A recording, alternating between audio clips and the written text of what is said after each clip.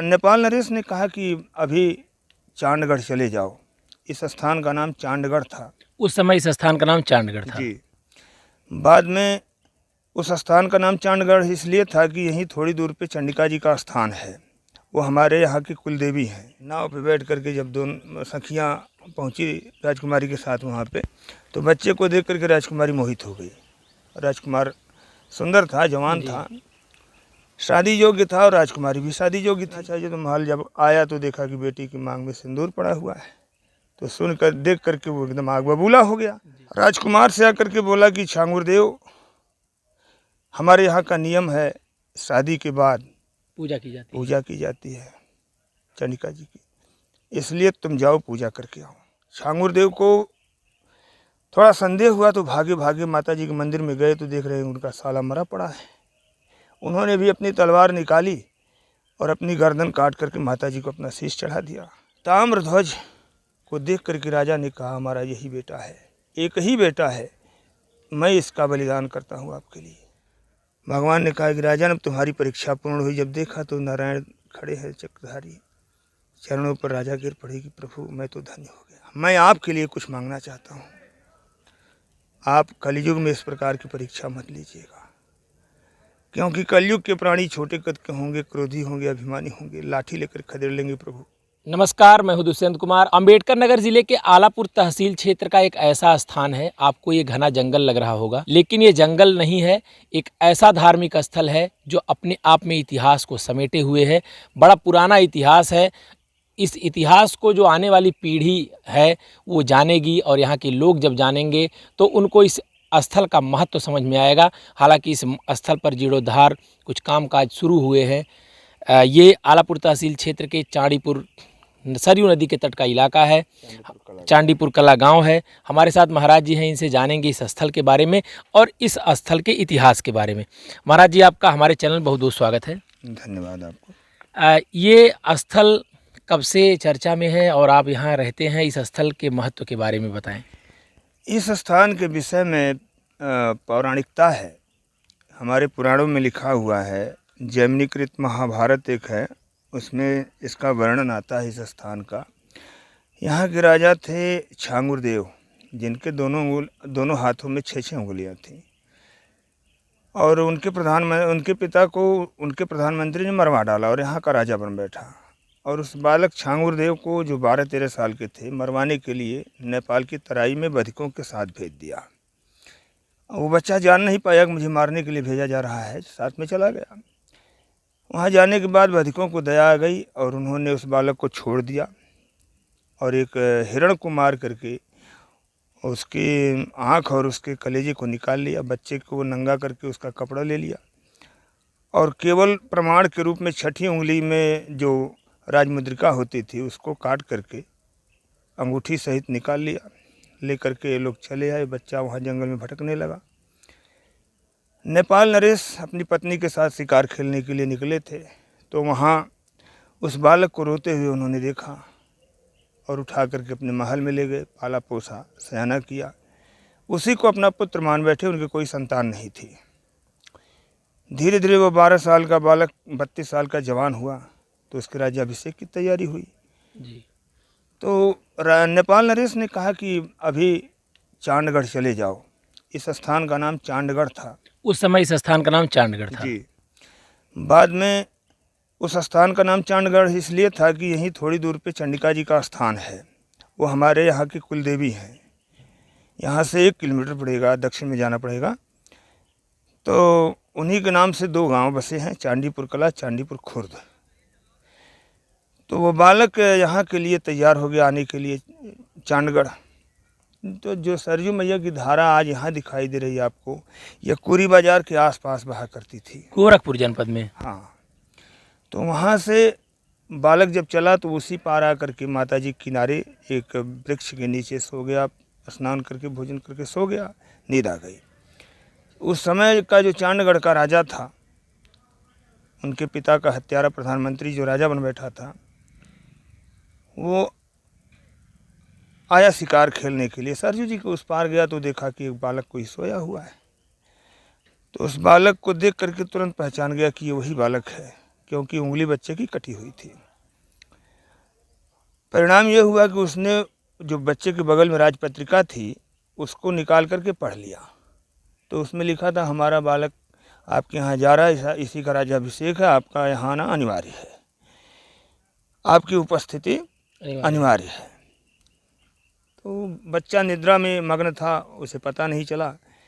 पढ़ करके उसने उस चिट्ठी में एक किनारे थोड़ी सी जगह बची थी, वहाँ लिख दिया, अपनी तरफ से लिख दिया अपने प्रधानमंत्री को कि जब बालक राजमहल में पहुँचता है तो इसको तुरंत विष दे दिया जाए। यही कह करके लिख करके वो चला गया शिकार खेलने के लिए और राजपत्रिका बच्चे के बगल में खोस दिया। उसके जाने के थोड़ी देर के बाद उसकी कन्या यहाँ से निकली स्नान करने के लिए सखियों के साथ। तो सखियों ने कहा कि ज़रा देखते हैं उस पार कौन सोया हुआ है। नाव पे बैठ करके जब दोनों सखियाँ पहुँची राजकुमारी के साथ वहाँ पे, तो बच्चे को देख करके राजकुमारी मोहित हो गई। राजकुमार सुंदर था, जवान था, शादी योग्य था और राजकुमारी भी शादी योग्य थी। लेकिन राजपत्रिका लड़की ने निकाल करके पढ़ा तो उसमें लिखा था, इस बालक को विष दे देना। सब कुछ तो अच्छा था, लेकिन विष दे देना यानी कि हमारे पिता का ये शत्रु है, या फिर अकारण हमारे पिता इसको मारना चाहते हैं। शत्रु होता तो सामने कभी कभी दिखाई देता जी, लेकिन ये तो हमारे सामने कभी आया नहीं, इसलिए षड्यंत्र हमारे पिता का लगता है जी। तो उसने क्या किया कि उसी विष शब्द के आगे या बढ़ा दिया, अविष कर दिया। हाँ, उसका नाम हो गया विषया। उस जगह पे विषया हो गया जी। और विषया उसी कन्या का नाम था, उसी राजकुमारी का नाम। राजकुमारी थी, उसका नाम विषया था। विषया था। अब हो गया कि राजकुमार जैसे ही महल में जाता है इसको विषया दे देना। अब उसका प्रधानमंत्री जब बच्चा राजमहल में गया तो राजपत्रिका जब थमा दिया तो उसका प्रधानमंत्री जब राजपत्रिका पढ़ता तो देख रहा है उसमें लिखा हुआ है कि फला जगह के राजकुमार आपके यहाँ जा रहे हैं, इनका राज्याभिषेक है, आपका आना अनिवार्य है। और नीचे लिखा हुआ है कि इसको विषया दे देना। हस्ताक्षर था यहाँ के राजा का, चांडगढ़ का। अब प्रधानमंत्री ने समय गंवाया नहीं, तुरंत ब्राह्मणों को बुला करके कन्यादान कर दिया, विवाह हो गया।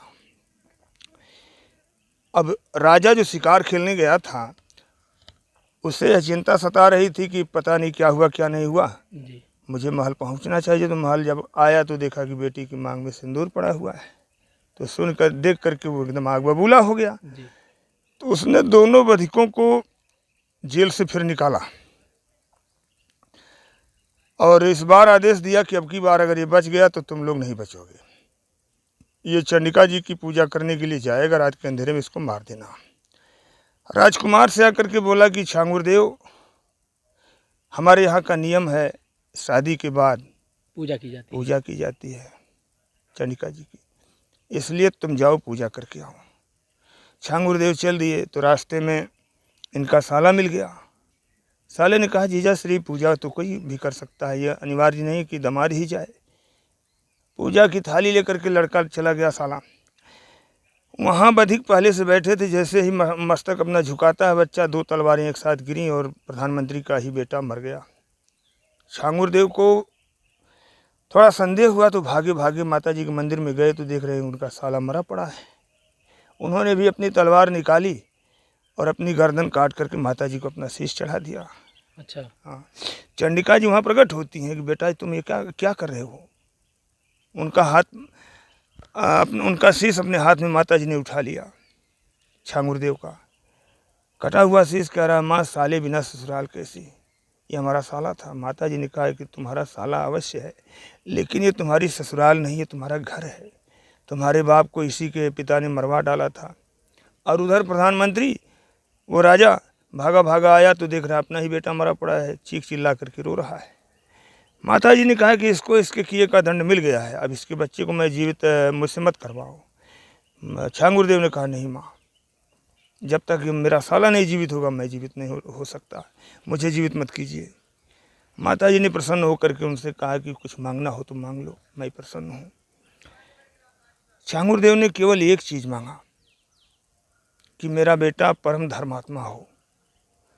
माता जी ने और प्रसन्न होकर के कहा कि तुम्हें धर्मात्मा पुत्र तो मिलेगा ही, एक परम धर्मात्मा पौत्र भी मिलेगा। पुत्र का नाम होगा मोरंग ध्वज और पौत्र का नाम ताम्रध्वज होगा। माताजी ने दोनों का नामकरण वहीं कर दिया। कालांतर में छांगुरदेव के एक बेटा हुआ, बेटे तो बहुत से हुए उनके, लेकिन वो प्रमुखतः नाम मोरंगध्वज का आता है, उनके बेटा ताम्रध्वज हुए। ये मोरंगध्वज ये जो स्थल है उसी नाम पे है। उसी नाम से है। तो महाभारत के युद्ध में इनको भी निमंत्रण आया था कि धर्म युद्ध या अधर्म युद्ध की तरफ से दोनों पक्ष में से किसी भी एक पक्ष का साथ दीजिए, कौरव पांडवों के बीच। हाँ।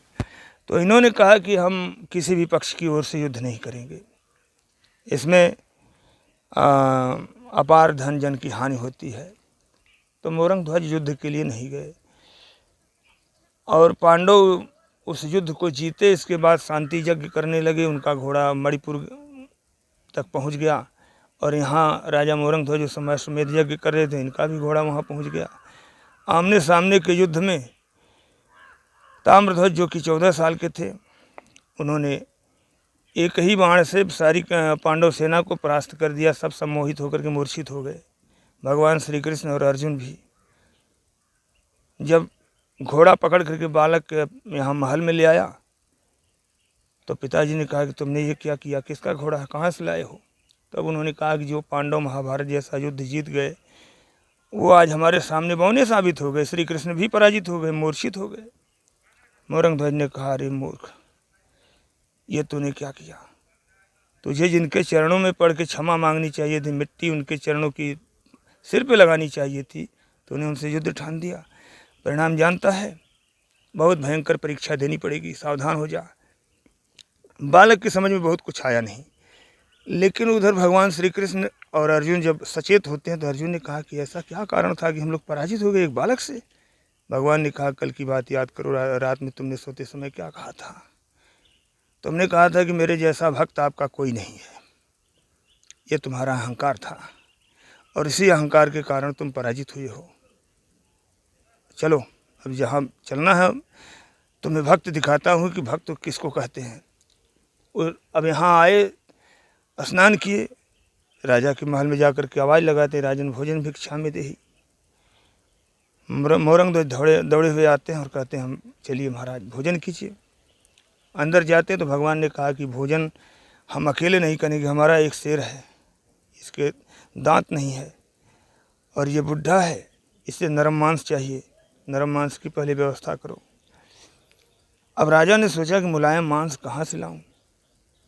भगवान ने ही उपाय बताया, भैंसा हो, गाय हो, अन्य जानवर हो, कोई भी लाओ।